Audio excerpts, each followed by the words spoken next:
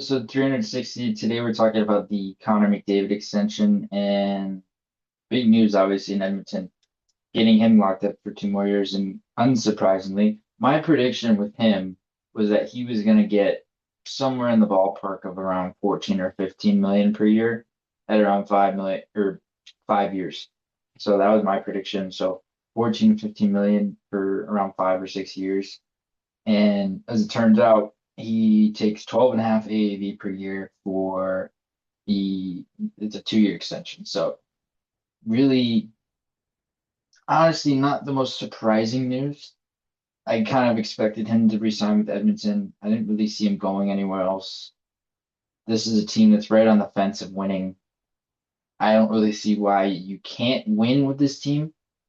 And if you're going to win, you might as well win now. So with McDavid in this extension, it gives them a brief window for them to still give them a chance. And I think that's what they're betting on. And I understand why they didn't do long term because this is a team that he's not necessarily guaranteed to win with. He's the star of the team.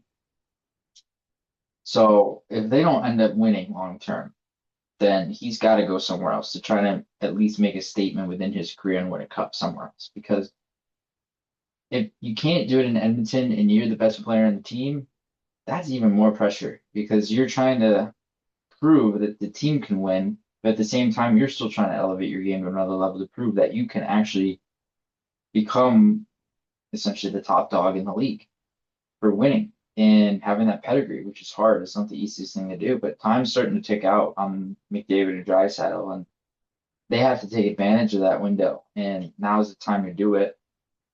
There's only so much left in the tank that you're going to get from those two guys. And to at least get some good fortune out of McDavid and extend him for a couple more years, you'll take it. It still gives you a chance to win if you're the Oilers. It keeps him still extended. It keeps him in Edmonton. And the team still has a legitimate chance to win. They have the right pieces around. It's just the only questionable thing for them is goaltending and sometimes defense when it comes to playoff time for some reason. But if they can stay healthy, if they can manage their matchups really well, if they can have guys like Jake Wallen's an underrated shutdown defenseman. Matthias Ekholm's really good at being a shutdown defenseman. Darnell Nurse is okay, more of a fringe number four, I would say, in terms of the role and style.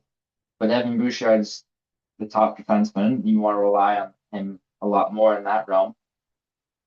But it's not like Edmonton doesn't have the pieces. And they can find a way to push forward. They can find a way to improve over time.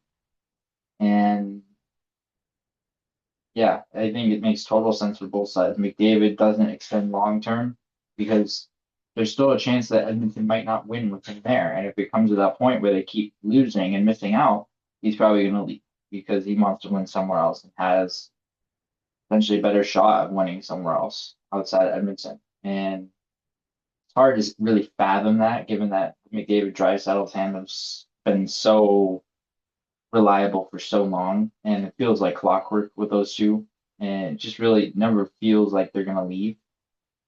But even if the possibility and the chance of him leaving is there, then you want to take advantage of this window as much as you can with those two guys and just build a team around them that can perform and perform every single night. I mean, McDavid's the one guy that performs every single night for them.